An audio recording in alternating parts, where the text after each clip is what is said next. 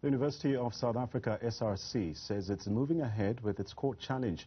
Now, this is against the university's decision to reduce first-year students' intake by 20,000.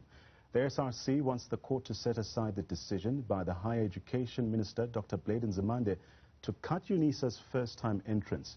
Now, for more on this story, I'm joined by Unisa SRC President Wadzanai Mazeteze.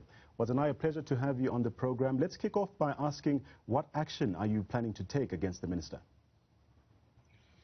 Thank you very much for having me on your program.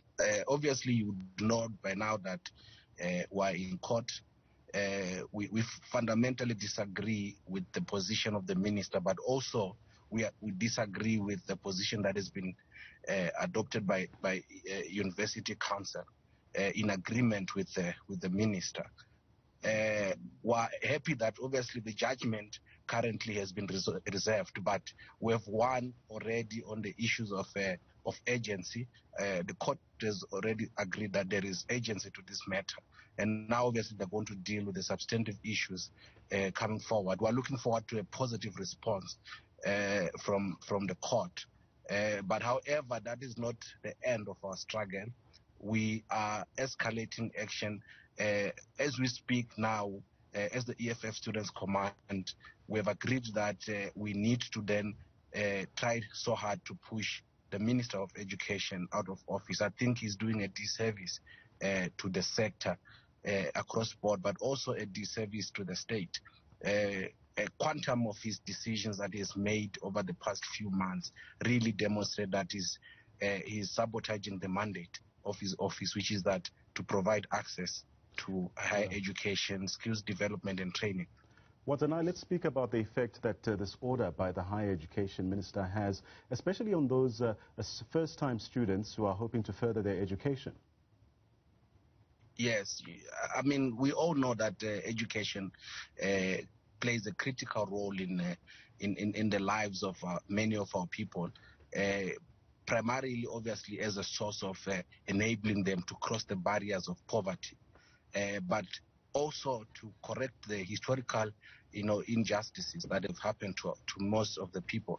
And these decisions that the minister is taking affect predominantly historically disadvantaged people. So we don't agree with that. We know that when we are able to take 20,000 students or young people out of the streets and into a classroom, into a lecture hall, what we have done to a nation is that we have given hope to many, but we've also given tangible potential to the same people. So we're not going to accept a situation where thousands of people are just driven into rejection by society through the state. We don't agree with that, and we're not going to accept such a situation. And before I let you go, I just want to discuss quickly the changes made to the academic calendar. Just talk us through that aspect. Look, one of the biggest challenges now that we're now receiving from students is the issue of course now Unisa is going towards the closing date of registration. So many of the students are struggling with the payment of fees.